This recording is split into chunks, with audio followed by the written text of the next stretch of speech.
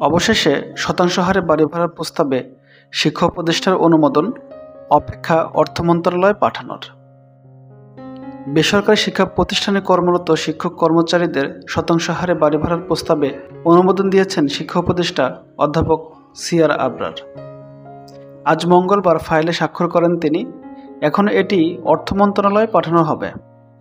মঙ্গলবার 30 সেপ্টেম্বর শিক্ষা মন্ত্রণালয়ের একটি সূত্র দ্য ডেইলি ক্যাম্পাসকে জানিয়েছেন, মাধ্যমিক ও উচ্চশিক্ষা, মাদ্রাসা এবং কারিগরি শিক্ষা অধিদপ্তরের 3টি ফাইল একত্রিত করে ফাইল অনুমোদন দিয়েছেন শিক্ষা উপদেষ্টা। মঙ্গলবার একেবারে শেষ সময়ে ফাইল অনুমোদন করায় সেটি মন্ত্রণালয়ে পাঠানো সম্ভব হয়নি। দুর্গাপূজা ছুটি শেষ হওয়ার পর শতাংশ হারে বাড়ি ভাড়ার ফাইল অর্থ মন্ত্রণালয়ে পাঠানো হবে।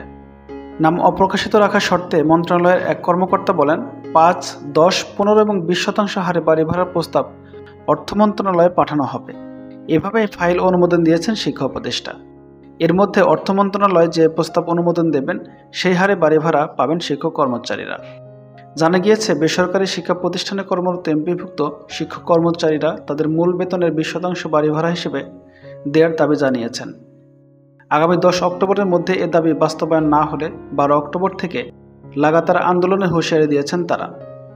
প্রসঙ্গত, গত 13 আগস্ট এমপিভুক্ত শিক্ষা প্রতিষ্ঠানের জাতীয়করণ প্রত্যাশী জোটের মহাসমাবেশ থেকে শিক্ষা উপদেষ্টার কাছে বাড়ি ভাড়ার 20% করার প্রস্তাব দেওয়া হয়। সেই প্রস্তাবনা অনুযায়ী একটি সারসংক্ষেপ তৈরি করে মন্ত্রণালয়ে জমা দিয়েছেন জাতীয়করণ প্রত্যাশী জোট।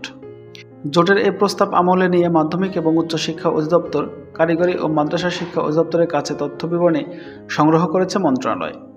এই তথ্য বিবরণী প্রস্তাব আকারে এখন অর্থ মন্ত্রণালয়ে পাঠাবে শিক্ষা মন্ত্রণালয়ের 2 বিভাগ। প্রস্তাবগুলো পৃথক আকারে পাঠানো হবে বলে জানা গিয়েছে।